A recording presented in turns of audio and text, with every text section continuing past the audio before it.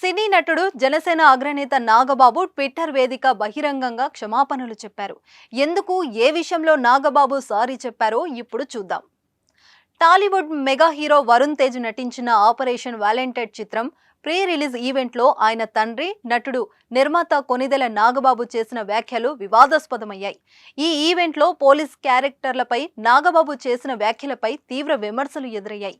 Police వర్గాల్లో కూడా చర్చనీయాంశమయ్యాయి. వీటిపై విమర్శలు రావడంతో ఇవాళ నాగబాబు స్పందించారు.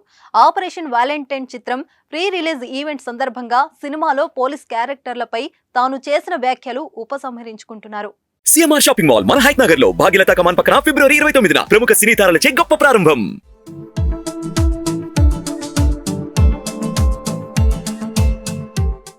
ఇంతకీ నాగబాబు సినిమాలో పోలీస్ క్యారెక్టర్లపై ఏమంటున్నారంటే, పోలీస్ క్యారెక్టర్ కి తన కుమారుడు వరుణ్ తేజ్ ను ఉద్దేశించి 6 అడుగుల 3 అంగుళాలు ఉండే వ్యక్తులు చేస్తే బాగుంటుందని, 5 అడుగుల 3 అంగుళాల వ్యక్తులు చేస్తే నప్పదంటూ వ్యాఖ్యానించారు.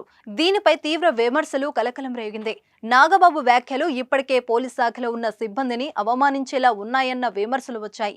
రామ్ చరణ్, జూనియర్ ఎన్టీఆర్, రామ్ వంటి హైట్ తక్కువ హీరోల అభిమానులు తమ హీరోనే అన్నారని మండిపడ్డారు. దీంతో నాగబాబు దిగొచ్చారు. ట్విట్టర్ వేదికగా స్పందించారు.